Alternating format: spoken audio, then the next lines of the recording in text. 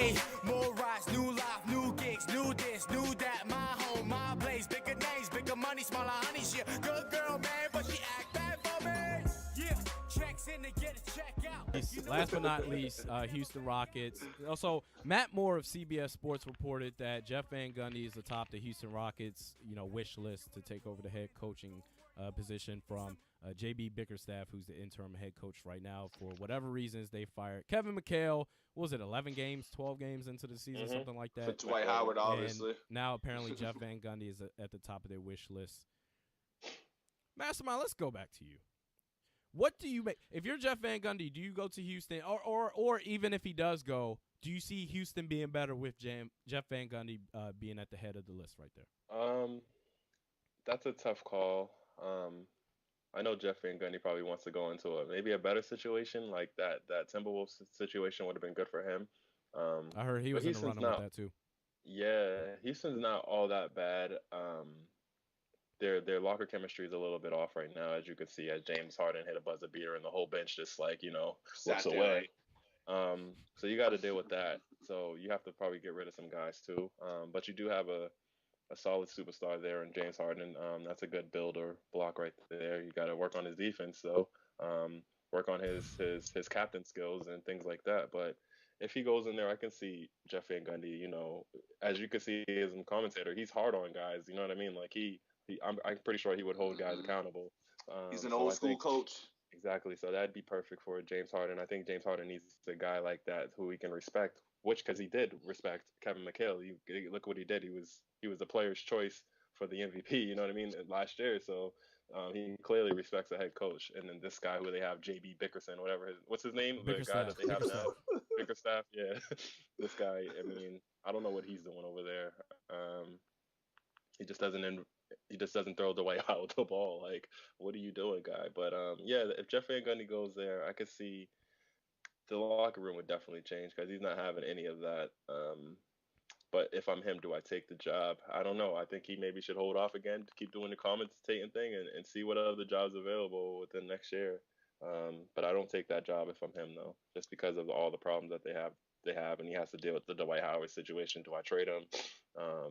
All of this type of thing. So it's a tough call. It's a tough call for him if he doesn't want that job. But it wouldn't be so bad just because you do have James Harden and you would be a playoff team just off that alone. So do you want to rebuild? Do you want to So I don't know. I mean, maybe he should just hold off and let this season play out before he makes any decisions.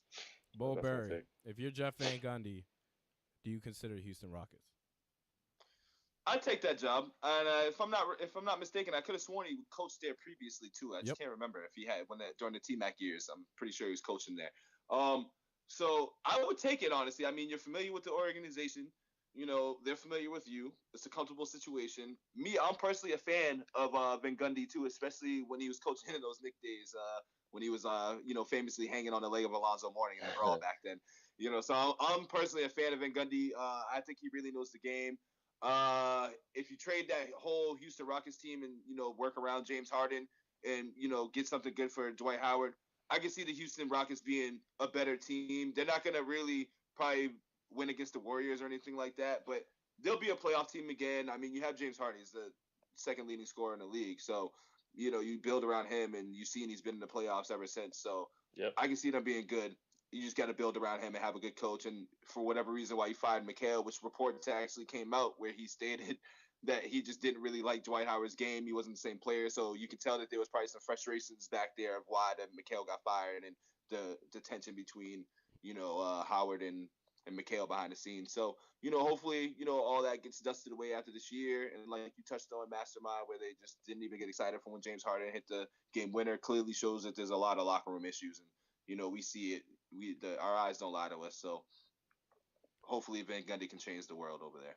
Yeah, I actually don't think it's that bad of a job if Jeff Van Gundy decides to go back to Houston. I mean, I could see it going either way.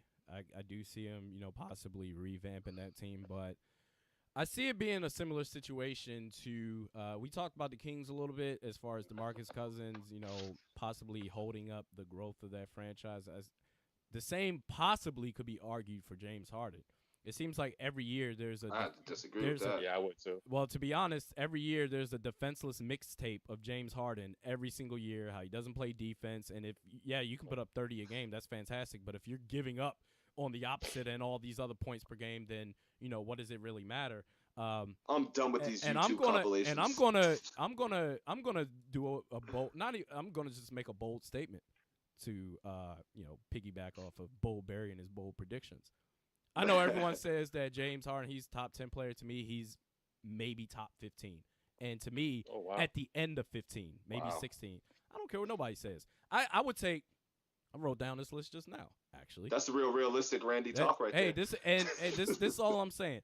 And it's only because he doesn't play defense. He doesn't play defense. And my God, he doesn't try. And you look at him, and it's just like, it's me basketball. I'll take DeMarcus Cousins over him, even with his issues. I'll take Karl Anthony Towns over him. I'll take Damian Lillard, CP3, Anthony Davis, Steph Curry, LeBron, Kawhi, Kyrie. I'll take Kyrie Irving over James Harden. I'll take John Wall. I'll take Kevin Durant, Russell Westbrook, Marc Gasol.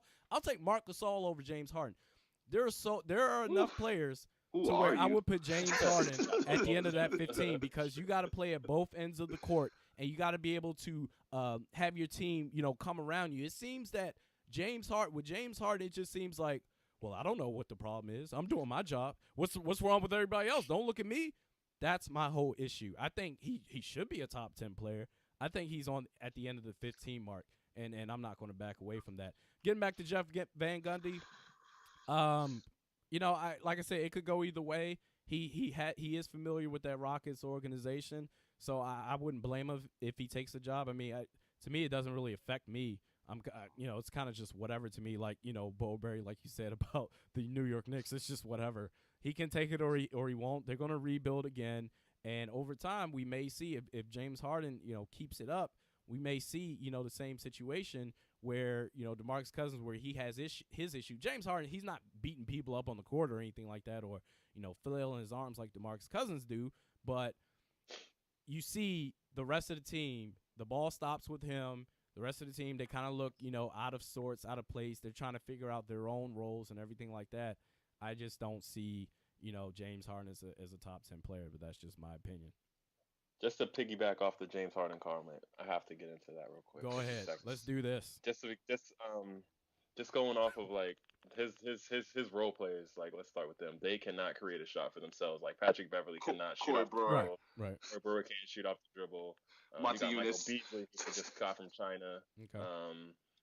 Who else? They got Trevor Ariza. Trevor Ariza, he's a spot-up shooter. He can't create off the dribble for himself. And then you got Jason Terry coming off the bench, who's 37, 38 at this point in Jackson. Capella. Exactly. I get what you're saying about his defense. His defense is horrible. Damian Lillard doesn't have good god defense awful. either. There's a lot of guys that don't have good defense as well. But they try. No.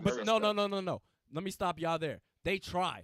They try to play defense, and Steph Curry is up there in steals. He might be leading the league in steals at point guard, but they try. Steph Curry, but they try. Probably. James Harden does not try to play defense whatsoever. That's my whole point. But look at his team. The team don't rock together. Like that goes to show. That shows so you that means, game winner. That tells you what's going on. So that means in a nutshell. Okay, so that means if the rest of your role players are just sitting there and they're not doing anything, that gives you an excuse to not try on defense. No excuse, I'm gonna put all my energy in offense. Back in the locker room, though. You know? But I mean, and then there's one thing I can argue, like all those other guys, like James Harden. At least he's been to the playoffs every single year. He went to a finals out of everybody. Finals and with Kevin Durant, Russell Westbrook. Finals since he's been there. And what did he do in the finals? And what did he do in the finals? It was Kevin Durant, Russell Westbrook. None of them did. Choked up. They got in 5. So he was 20. He was 22. Like you know, what I'm saying he was young. But I mean, I ain't gonna say he was young. Kobe was young too.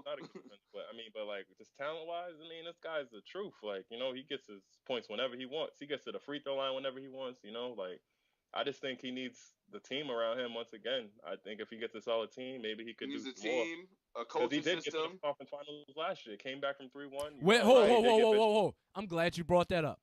Why did they get to the Western Conference Finals? Because they should have been eliminated in Game 6. And who saved them? Josh Smith with all those threes. Who was on the bench? Who's on the bench? That was a lucky game. Who's on the bench? Did you see what he because does they now weren't doing this year, no. You set That's yourselves one up. game, though. Don't try to back up now. That's one game. They though. set themselves up. James Harden, they weren't doing anything with him on the floor. He was on the bench, and Josh Smith saved their asses to get them to Game 7. That's all I'm but saying. the offense is still going through James Harden regardless, though. It's That's one game one too, good- because that's if he one good wasn't game. there, they wouldn't have He's even there, been in that too. situation. So, Right, you know what I mean? and Josh Smith is there now, so it's like, what are we saying now? He's playing. Well, yeah, after he got traded from the Clippers, so he has to reestablish himself. Look, Back right I'm there. not arguing. I'm not Right, arguing got with you traded back guys. again. I'm not arguing with you guys as far as the role players that he does have around him. Okay, no one's arguing that. I'm just saying the dude does not try on defense, and if you don't try, it's like if I'm a role player, it's like, all right, well, damn.